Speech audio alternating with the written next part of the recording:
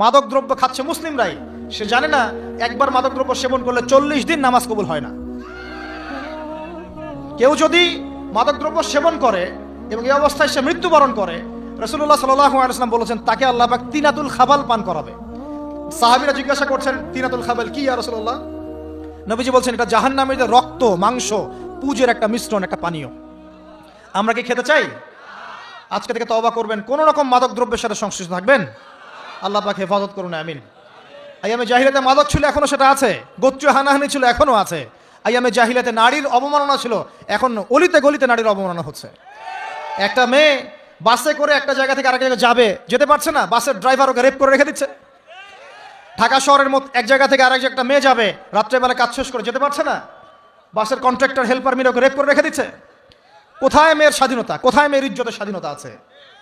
একজন বড় ক্ষমতাধর ব্যক্তিও তার স্ত্রীকে রাস্তায় একা ছাড়তে সাহস পাচ্ছেন না এখন, না জানি কি হয়ে যায় রাস্তা ছাড়লে। তাহলে কোথায় নারীর স্বাধীনতা? কি বুঝাচ্ছেন? যখন একজন মুসলিম নারী খাস পর্দা করে বাসা থেকে বের হচ্ছে, ওর দিকে বাঁকা চোখে তাকাচ্ছেন যে কেন পর্দা করবে, কেন পিছিয়ে যাচ্ছে, এরা মৌলবাদী, এরা সন্ত্রাসী, এইসব কথা কেন বলছেন? আপনার আমার মা বোন যদি খাস পর্দায় থাকে, ওদের ইজ্জত আবরু সুরক্ষিত থাকবে ইনশাআল্লাহ তাআলা। হ্যাঁ, আমরা এটা বিশ্বাস করি যে আল্লাহ রাব্বুল আলামিন যে বিধানটা দিয়েছেন এর মধ্যে চূড়ান্ত কামিয়াবি আছে, এর বাইরে কোনো কামিয়াবি নাই। তবে এটা স্বীকার করছি যে বোরখা, জুব্বা, দাড়ি, টুপি রেখেও এক শ্রেণীর মানুষ অন্যায় করে, অবশ্যই অন্যায় করে।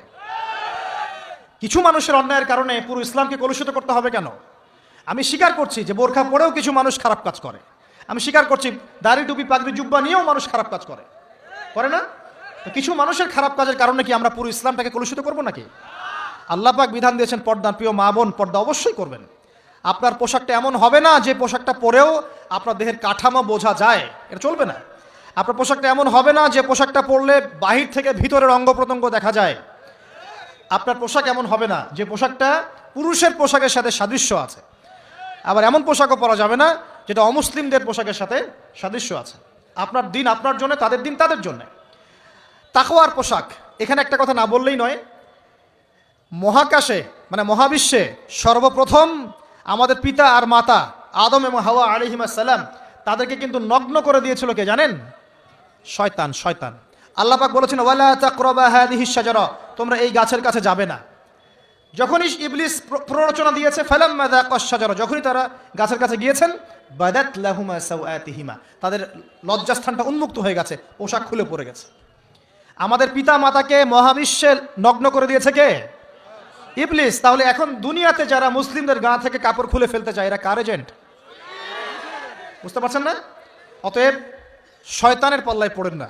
ইজ্জত আবরু একবার চলে গেলে থাকবে না। জেনার কথা বলতে এখানে এসেছি যে যত মানুষ দেখছেন এখন উপস্থিত, যুবক যুবতী, তরুণ তরুণী, আবার বৃদ্ধ পর্যন্ত, এখন ম্যাক্সিমাম মানুষ জেনার সাথে সম্পৃক্ত পর্নোগ্রাফির মাধ্যমে। সবাই মোবাইলে ইন্টারনেটে বাসায় শুয়ে শুয়ে কি দেখে আর না দেখে আল্লাহই ভালো জানে। এবং এটা কি হয়েছে?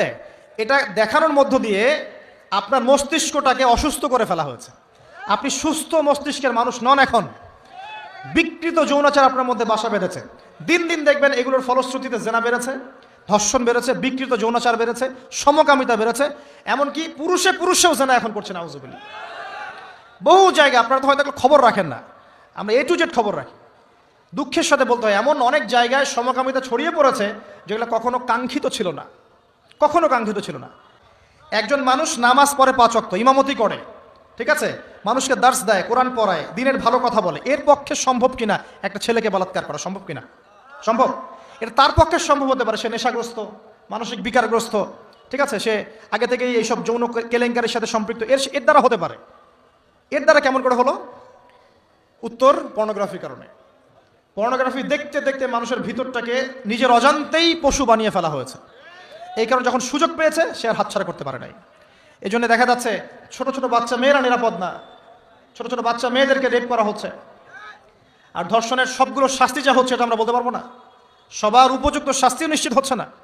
শোনেন, একটা মাস, খালি একটা মাস, যদি একটা মাস প্রত্যেক ধর্ষকের প্রকাশ্যে বিচার নিশ্চিত করতে পারেন, একটা ধর্ষণের কেস থাকবে না ইনশাআল্লাহ তাআলা। এক মাস খালি যে চুরি করেছে হাতটা খালি সামনে কেটে দেন, দেখবেন চুরি করার সাহস মানুষ পাবে না। আমরা জানি এগুলো করতে গেলে ওই যে পশ্চিমারা দাঁড়িয়ে যাবে, দাঁড়িয়ে বলবে মানবতা বিরোধী অপরাধ হচ্ছে ওই দেশে, এই কথা বলবে। হ্যাঁ, আমরা ওখানে গণতন্ত্র দেখতে চাই, আমরা ওখানে অমুক দেখতে চাই, তমুক দেখতে চাই, এগুলো কথা বলবে এখন দাঁড়িয়ে। অথচ ওদের দেশের 92% মানুষ পর্ন দেখে। ওদের দেশের প্রতি 10 জনের 8 জন ধর্ষণের শিকার হয় মেয়েগুলা। ওদের দেশে এই যে পর্ন ইন্ডাস্ট্রি আছে, যেটা $72 বিলিয়ন ব্যবসা করে সারা বিশ্বের মধ্যে, এবং ওখানে ফ্রি সেক্স, উন্মুক্ত সেক্স, আপনি যা ইচ্ছা, যাকে ইচ্ছা, যার সাথে ইচ্ছা সেক্স করতে পারবেন, যার সাথে ইচ্ছা। এই যে আফ্রিকান কন্টিনেন্ট বলেন, আমেরিকা লস অ্যাঞ্জেলেস বলেন, ব্রিটেন বলেন, ফ্রান্স, জার্মানি, সব ফ্রি সেক্সের দেশ, এবং এগুলোর মধ্যে সমকামিতা বৈধ। আপনি চাইলে একটা ছেলেকেও বিয়ে করতে পারেন। এখন এদের কাছ থেকে আমাদেরকে কল্যাণ শিখতে হবে, ওদের কাছ থেকে আমাদেরকে উন্নয়ন শিখতে হবে। হে মুসলিম জনতা, ইমানের আলোয় বলিয়ান হন, ইমানদার হন, কোরআন সুন্নাহর কাছে আসেন, দেখবেন কোরআন সুন্নাহ আপনার তখ্ত এবং ক্ষমতাকে আরো বলিয়ান করবে ইনশাআল্লাহ। আমরা কারো ক্ষমতার দিকে চোখ বাড়াচ্ছি না, যাকে আল্লাহ পাক ক্ষমতা দিয়েছেন আমরা মেনে নিব ইনশাআল্লাহ। সে যদি কোরআন এবং সুন্নাহর আলোকে পুরো সমাজটা পরিচালনা করে, দেখবেন ওর ভয়ে বিশ্ববাসী থরথর করে কাঁপবে ইনশাআল্লাহ। হ্যাঁ, এর পথে অনেক কষ্ট আছে, মানুষ তাকে নামানোর জন্য, তার ক্ষতি করার জন্য চতুর্দিক থেকে মানুষ লেগে যাবে, কিন্তু আল্লাহর গায়েবী মদদ তার সাথে থাকবে ইনশাআল্লাহ।